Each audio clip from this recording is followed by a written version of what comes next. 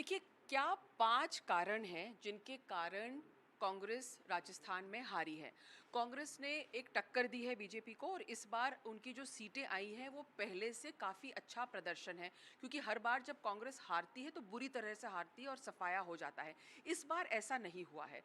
लेकिन फिर भी क्या वो 5 कारण हैं जिसकी वजह से कांग्रेस हारी है।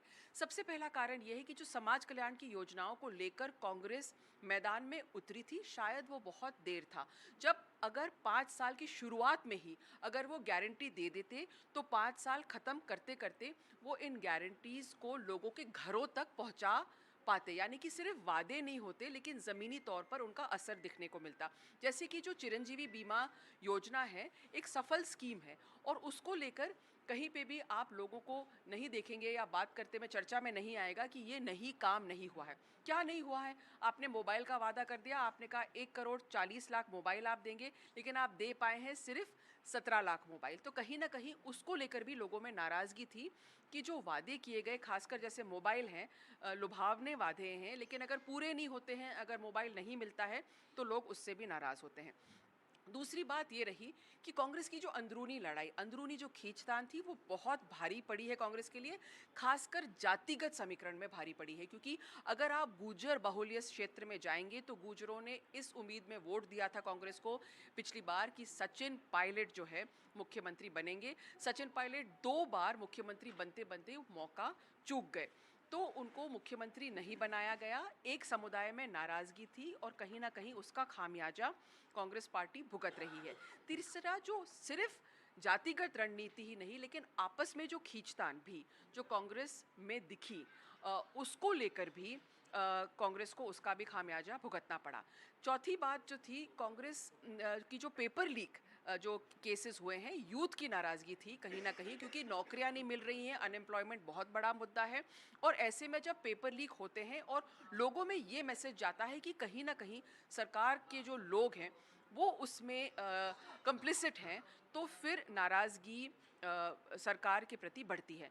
और दूसरी जो बात है वो बहुत सिंपल चीज़ है, राजस्थान में 30 साल से हम देखते आए हैं, राज बदलता है। क्यों बदलता है राज? क्योंकि लोग चाहते हैं कि नए चेहरे सामने आए। देखिए, वोटर फटीग जो है एक बहुत बड़ा कारण रहता है और शायद हर पॉलिटिकल पार्टी को इसके बारे में सोचना है, क्योंकि अगर आप 30 साल का राजस्थान का इतिहास देखेंगे तो एक बार कांग्रेस, एक बार बीजेपी। इस बार बीजेपी क्या करेगी ताकि जो राज है वो नहीं बदले और रिवाज बदले।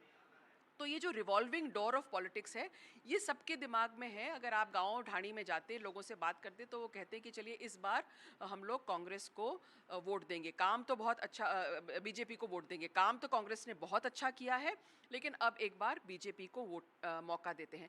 तो वोटर क्या चाहता है? वोटर नए चेहरे चाहता है। वोटर कभी-कभी एक नया नेतृत्व चाहता है, भले ही वही पॉलिसीज़, वही स्कीम्स हो, लेकिन नया चेहरा हो और उसको इस तरह से पैकेज किया जाए, तो वोटर इस तरह की नया चेहरा चाहता है। और यूथ वोटर और महिला वोटर हमने देखा है इस इलेक्शन में बहुत ही अहम रहे हैं। कहीं न कहीं यूथ वोटर ख़ास की उनकी नाराज़गी कांग्रेस को भारी पड़ी है। बीजेपी ने क्या सही किया?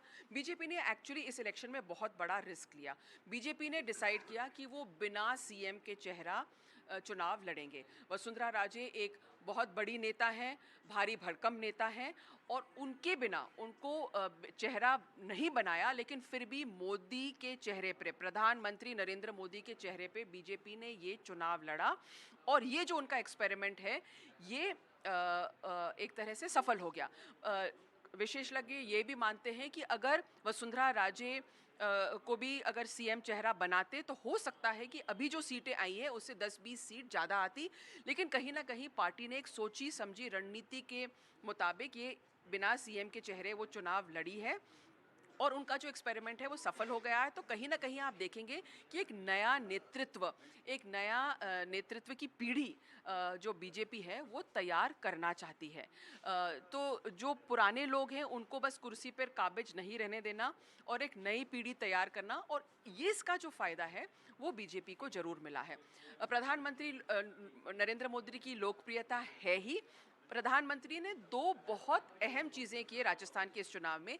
एक तो उन्होंने सोशल वेलफेयर, जो समाज कल्याण की योजनाएं थी, उनको भी उठा लिया और उन्होंने अशोक गहलोत की जो गारंटी थी उसके सामने अपनी गारंटी रखी। तो आपने देखा कि गारंटी वर्सेस गारंटी, उनकी गारंटी मेरी गारंटी, बार बार ये जो गारंटी शब्द था ये वोटर के दिमाग में कहीं ना कहीं फिट हो गया और वोटर को लगने लगा कि अगर मुख्यमंत्री अशोक गहलोत गारंटी दे रहे हैं तो कहीं ना कहीं प्रधानमंत्री नरेंद्र मोदी भी गारंटी दे रहे हैं। तो एक तो ये काम कर गया।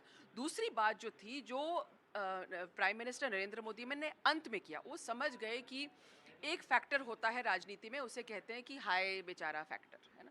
और हाय बेचारा फैक्टर इसमें सचिन पायलट को लेकर प्रधानमंत्री नरेंद्र मोदी ने अंत में एक पासा खेल दिया। उन्होंने कहा कि कांग्रेस पार्टी बदला ले रही है राजेश पायलट और उनके बेटे सचिन पायलट से। तो कहीं ना कहीं जो लोग सचिन पायलट को भावी मुख्यमंत्री के रूप में देखते थे, उनको लगा कि अरे बेचारा सचिन, उसको उसको जो मिलना चाहिए कांग्रेस पार्टी में वो नहीं मिला है। तो ये जो बड़े तरीके से, और हम देखते हैं कि जब भी बीजेपी अपने यहाँ कोई भी चुनाव लड़ती है तो आखिर में वो ये पासा खेलती है जिससे जो भी वोटर अनडिसाइडेड है, क्योंकि कहते हैं कि 20-22% वोटर ऐसा होता है जो अंत में जाके निर्णय करता है। तो जो फेंस सिटर है, जो अनडिसाइडेड वोटर है, उसके दिमाग में ये सिंपैथी फैक्टर जो हम कहते हैं या बेचारा फैक्टर जो कहते हैं राजनीति में, वो कहीं ना कहीं काम कर गया। चौथी बात जो बीजेपी ने किया कि अंदर बीजेपी में भी खींचतान थी, लेकिन सीपी जोशी को प्रदेश अध्यक्ष उन्होंने बनाया। बड़े ही एक तरह से विनम्र स्वभाव के हैं। उन्होंने धीरे धीरे धीरे पूरी पार्टी को एकजुट कर लिया। पीछे गजेंद्र सिंह शेखावत और अमित शाह जो थे गृह मंत्री, वो उन्होंने पूरी रणनीति संभाली। तो एक तरह से ना बीजेपी में चाहे कितने ही खींचतान हो, बीजेपी की खासियत ये रहती है कि वो बिल्कुल एकजुट होकर चुनाव लड़ती है और लास्ट में जो वो कार्पेट बॉम्बिंग करती है उससे काफ़ी फ़ायदा होता है। और जो हम राजस्थान के बारे में कांग्रेस के लिए भी कह रहे हैं, उनके पक्ष में नहीं गया और जो बीजेपी के पक्ष में गया वो था रिवाज और राज। तो ये रिवाज है राजस्थान में कि राज हर 5 साल बदलता है, और ये जो रिवाज है, क्योंकि बीजेपी चुनाव एज एन एंटी, मतलब इनकम्बेंट गवर्नमेंट नहीं लेकिन एंटी इनकम्बेंट गवर्नमेंट लड़ रही थी, तो ये जो रिवाज है वो बीजेपी के काम में आया। अब क्या होगा, जो 7 एमपीज, जो 7 सांसदों को यहाँ पर आप चुनाव लड़ाया गया है, उनकी क्या भूमिका रहेगी। यहाँ पर पार्टी जो है सर्वप्रिय रहती है, तो पार्टी की जो स्ट्रैटेजी है वो उसमें जो रणनीति है, उसमें जो बड़े बड़े चेहरे हैं या बड़े नेता हैं, उनको अपने आप को ढालना पड़ता है, ढलना पड़ता है, और कहीं ना कहीं पार्टी की ही ये काबिलियत है। दूसरी, जो पार्टी का एक काडर है, वो पार्टी के लिए काम करता है, चाहे कुछ भी हो। तो आप देख रहे हैं कि बड़े बड़े रेबल्स भी थे, बड़े बड़े बागी भी थे, लेकिन कहीं ना कहीं वो बहुत ज़्यादा नुकसान नहीं पहुंचा पाए भाजपा को। तो ये कारण रहे हैं जिसके कारण भाजपा जीती है और राजस्थान में कांग्रेस हारी है।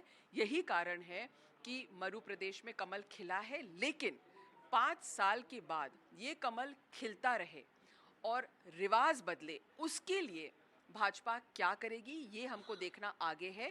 और शायद कहीं ना कहीं मुख्यमंत्री का चेहरा कौन होगा, ये सारी बातें सोचते हुए भाजपा निर्णय लेगी, क्योंकि भाजपा नहीं चाहती है कि 5 साल बाद वो उसी स्थिति में आएगी जिस स्थिति में आज कांग्रेस है।